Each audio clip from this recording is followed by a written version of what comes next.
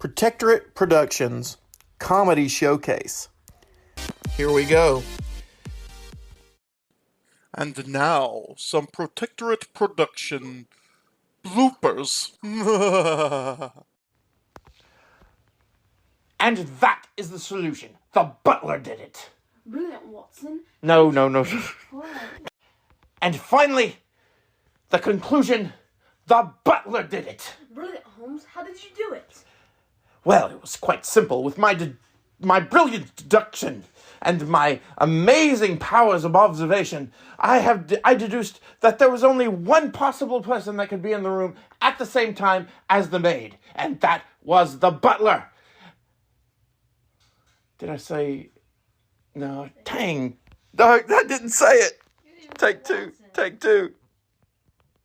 That's hilarious. You didn't even say what.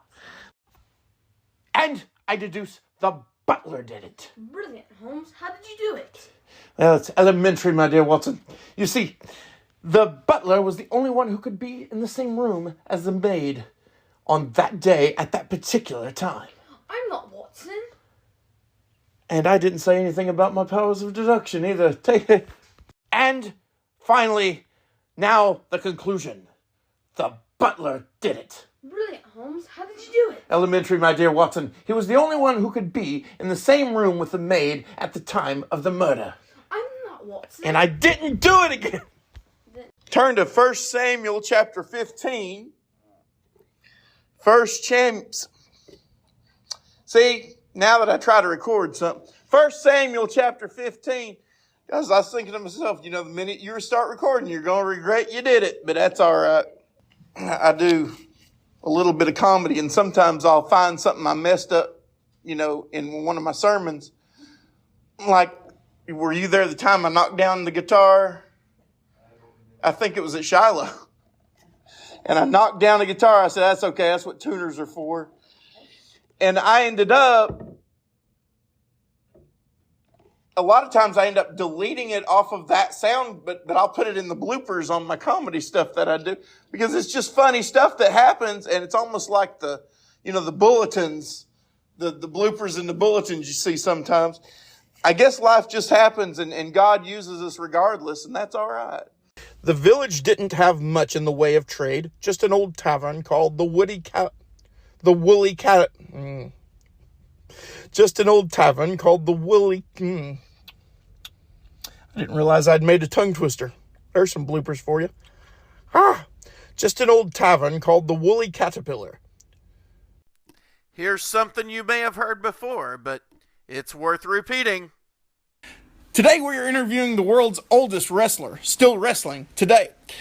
World's oldest wrestler, how are you?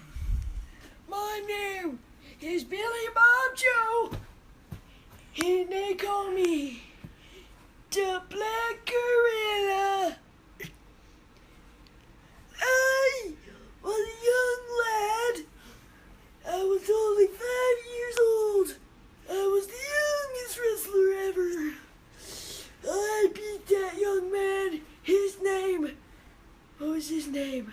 I don't know, but we have a clip from your debut in WWW, and here it is right now. Hey, and here he comes. No, he's a 5-year-old coming to the ring. I don't think I've ever seen anything like this before. I don't think. Wait, is he gonna? He's getting in the ring. He's grabbed the mic.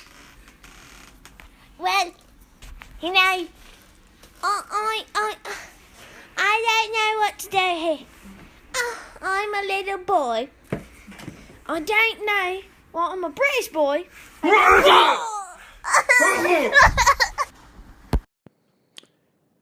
Here's something from Fred Passmore and Jon Lawhon from Sheaf Laughs Comedy. You can find that over at ChristianSkitScripts.com. Mr. Fred, can I come in? Yeah, come on in, Jeremiah. Well, thank you. I wanted to make sure I wasn't barging in on you like I tend to sometimes. How you doing, son? Not bad. I missed you the last couple of programs. Believe me, Obadiah said you got sick after getting lost in the woods. Are you feeling better? Yes, sir, I'm doing pretty good now. Mind handing me your trash can there? Here you go. So, how did you get lost? Well, sir, I'm plumb ashamed to admit it. Me and old Jabez was a-hunting some coon one night, and he took off a-running and a-howling like he'd done treed one. Well, after chasing that crazy old hound dog for a spell, I come to see I lost my way. It started to raining, and it was a real frog drowner.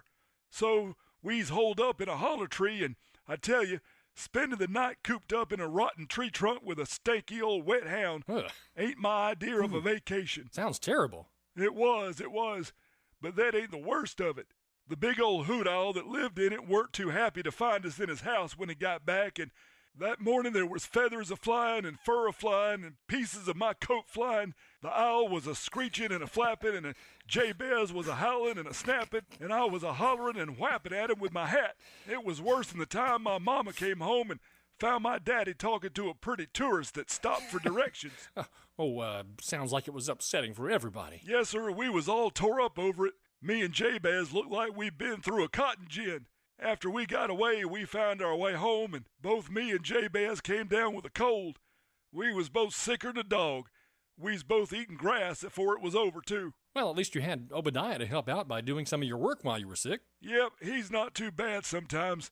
He even took care of me and Jabez when we was laid up for a spell. Oh, that was nice of him. Yes, sir, but he just ain't the brightest match in the box. One day he come in after fetching some items at the store that we needed, and he said, "I brung you a picture puzzle so's you won't get too bored laying around the house." And he dumped all the little pieces out of the box on the table. And I said, "Obadiah, how can I tell where all them little pieces go together? They all look the same to me." And he said, "There's a picture right there on the front of the box. It's supposed to come out looking like this tiger right here. I'll even help you put it together." Well, the boy's heart was in the right place, even if his brain weren't. So I said, "Obadiah, I sure enough appreciate you getting it for me. I'll do it a little later." And as soon as he left, I scooped up all the pieces and put them back in the box of cornflakes.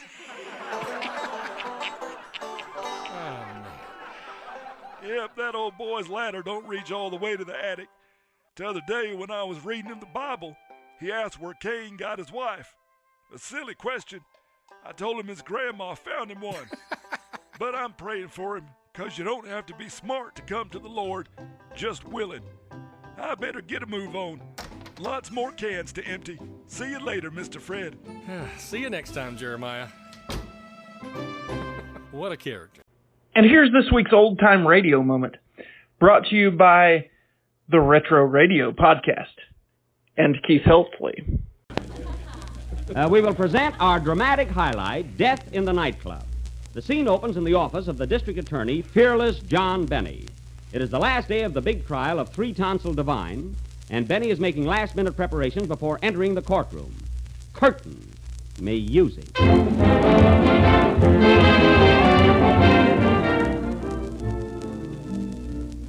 Well, Miss Livingston, I think I'm ready. Now, let's see. Here's the gun. That's Exhibit A. There's the bullet, Exhibit B. What's this awful-looking thing here? That's your lunch, Exhibit C. There's the phone, D.A. Well, get off my lap and answer it. Okay. Hello? Yes? Yes, all right, I'll tell him. Goodbye. Who was that? Your wife. Oh, my wife, eh? What does she want? She says if you don't get rid of me, she's going to black your Exhibit I. Well, I can't worry about her. I got this trial on my mind. Have you got those notes that you took at the coroner's inquest? Yes, sir. Well, read them to me. It says that since the corpus delicti was found in a state of rigor mortis, it's a clear case of non-compos mentis, ipso facto, and to wit. Oh, to wit, eh? That'll hang 'em.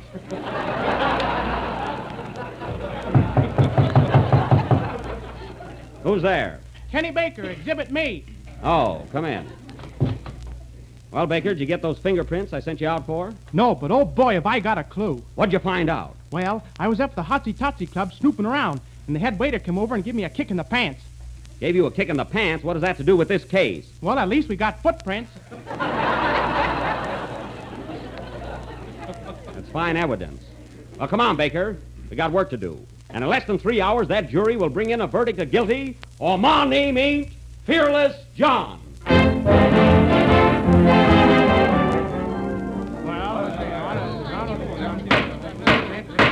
Peanuts, popcorns, and hot dogs. Can't enjoy the trial without a hot dog. Hear ye, hear ye. This court is now in session. Judge Schlepperman presiding. Everybody rise.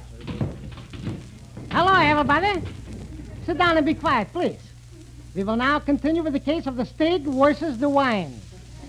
Shall we proceed, gentlemen? The defense is ready, Your Honor. The state is ready, Your Honor. That's fine. Now go to your corners, gentlemen, and come out fighting. Now, as my first witness, I'd like to call the orchestra leader of the Hotsy Totsy Club to the stand, Mr. Corny Harris. Swear Mr. Harris in. Do you swear to tell the truth, the whole truth, and nothing but the truth? Yeah, man. Now, Mr. Harris, how long have you and your orchestra been playing at the Hotsy Totsy Club? 12 years, but for the last 6, we've been wanting to leave. Well, why didn't you? We can't get the bass drum through the door. 12 years in one place, eh? What's the name of your orchestra? Corny Harris and his stationary gypsies.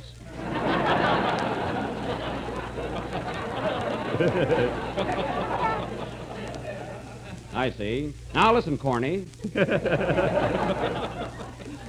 You and the defendant, Three Tonsil Divine, are very, very good friends, are you not? I object. The objection is kosher. All right, then I'll put it this way. Harris, how long have you known the defendant, Three Tonsil Divine? I object. Kenny, you're on my side. Oh. He objects. Objection overlooked. Now answer this. How long have you known the defendant, Three Tonsil Divine? Stop yelling or give me back my 15 cents. Oh, your witness, Mr. Wilson. Mr. Harris, I'd like to ask you just one question. Yes, sir. Where do you have your hair done? Fifi's Beauty Shoppy. I object! Your Honor, Fifi's Beauty Shop is irrelevant, immaterial, and advertising. Quiet, I'm Fifi.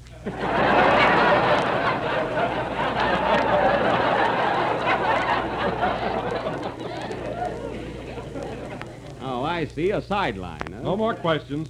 Popcorn, peanuts, and programs. Can't tell a district attorney from a crook without a program.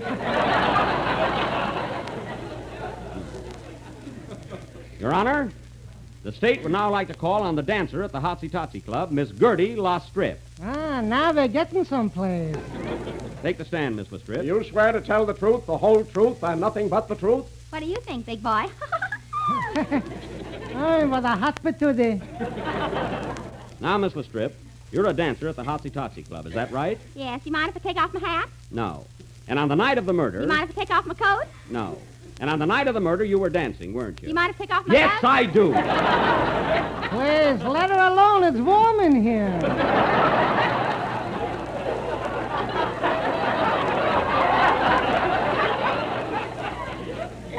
The fine judge. Now, Miss Lastrip, where do you live? At the Morrison. What's the address? 33 West 52nd Street. What's your apartment? For heaven's sake, get to the phone number, please. All right, what's your phone number, Miss Lastrip? Gladstone, 2875. Where'd you get that number, Baker? I won it in a raffle. And now, Miss Lastrip, tell us in your own words what happened on the night of the murder. Well, I was right in the middle of my bubble dance when a man came in with a gun and fired a shot at Mr. Vance. Well, I could have died. Mr. Vance did. So you saw the murder. How many times was Vance shot? Just once. Vance, eh? And where was he shot? In the pond. I see. Vance was shot Vance in the Ponce. That'll be all, Miss Lastrip. Your witness, Mr. Wilson. Take her. Now, Miss Lastrip, on the night of the murder, you had dinner at the Hotsy Totsy Club, didn't you? Yes, sir. And you had a dessert, didn't you? Well, Come clean now. What did you have for dessert? Jell-O, because it's the most delicious dessert in America today. I thought so. Now, what flavor did you have? That night I had strawberry. No, it was raspberry. No, now, wait a minute. I think it was cherry. Are you sure it wasn't orange or lemon? No, I remember it was lime. Aha! I knew you'd crack. It's lucky we haven't got a jury of sliced bananas. No more questions, Miss Lastrip. Thank you. Goodbye, Your Honor. Goodbye, nothing. Auf Wiedersehen. And now, Your Honor, I'd like to call the defendant, Three Tonsil Divine, to the stand. We're going to see something. Swear in the defensive, please. Do you swear to tell the truth, the whole truth, and nothing but the truth? No, sirree, I don't. Oh, come on. No, sir. Oh, do it for me, will you, Andy? Oh, no, if I tell the truth, you'll hang me. Don't be silly, Andy. There's an electric chair in this state. Well, you better put rockers on it. I'm old-fashioned. Well, I'll have to question you anyway. Now listen, Three Tonsils. You were in the Hotsy-Totsy Club on the night of the murder, weren't you? Yes, sir. I went up to see Ma. She's a chorus girl there. Your Ma, a chorus girl? Yeah, Snake Hips Divine. All right, then tell me this. And pull down your pants leg. That won't sway the jury.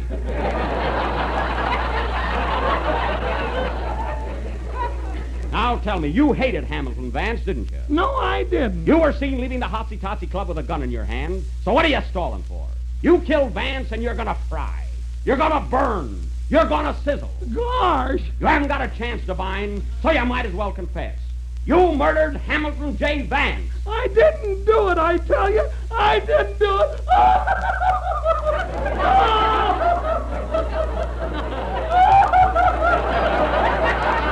Oh, stop crying. Here, take my handkerchief. Thanks, Buck.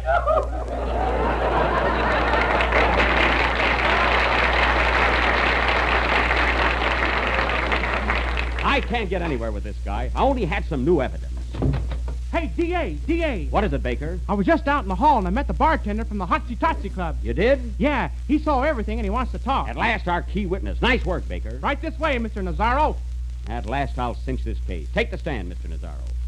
Now, you're the bartender at the Hotsy-Totsy Club. Is that right? Yes, sir, I am. Then tell us exactly what you saw on the night of the murder. Well, I was mixing a scotch and soda, and a shot rang out. Yes? So I looked up, and raised his feet the horse's minute, and went right in to get myself a safer little right outside the mine.